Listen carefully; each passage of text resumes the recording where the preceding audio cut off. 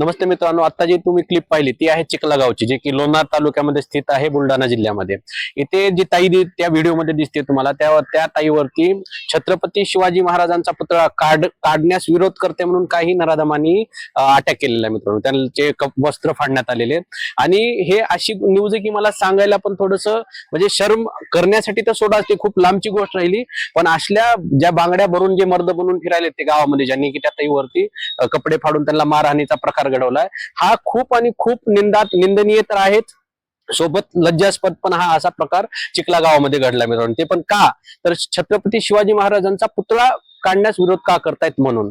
ज्या पूर्ण जगाचं किंवा पूर्ण भारत देशात जर म्हणला छत्रपती शिवरायांना जिथे की दैवताचं एक स्थान आहे, अशा आपल्या ह्याच्यामध्ये जर त्यांचा पुतळ्यासाठी हा विरोध करायला म्हणून एखाद्या ताईला जर अशी मारहाण होते, तर हे खरंच मित्रांनो खूप विचार करण्यासारखं आहे.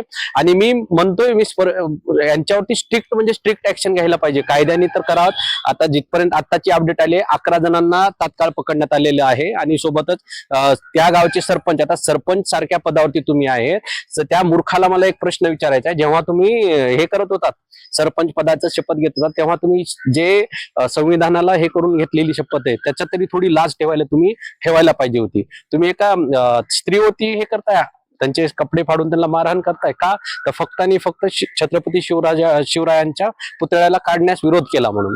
तर मित्रांनो, हे खूप लज्जास्पद आहे. मी स्ट्रिक्टली ह्या गोष्टीसाठी फडणवीस साहेबांना पण मी रिक्वेस्ट करतोय की तुम्ही स्ट्रिक्ट ऍक्शन ह्या लोकांच्या विरोधात घ्यावी. सोबतच आज आलेल्या अपडेटनुसार हे पण माहिती समोर आली आहे की त्या ताईच्या 2 का 2.5 वर्षाच्या मुलीला पण यांनी 3-4 तासासाठी तिचं अपहरण केलं होतं. तर हे खरंच मित्रांनो, याच्यावरती बोलावं तेवढं कमी आहे. पण मी त्या ताईच्या सोबत आहे, एक भाऊ म्हणून मी त्या ताईला सपोर्ट पण करेल. सोबतच तुम्ही पण त्या ताईंना खूप हे पाठवा मित्रांनो, तुमचा सपोर्ट पाठवा. आणि सोबतच आम्हाला कमेंट बॉक्स मध्ये कळवा या लोकांवरती कुठल्या पद्धतीची कारवाई व्हायला पाहिजे. भेटू पुढल्या व्हिडिओमध्ये. जय शिवराय.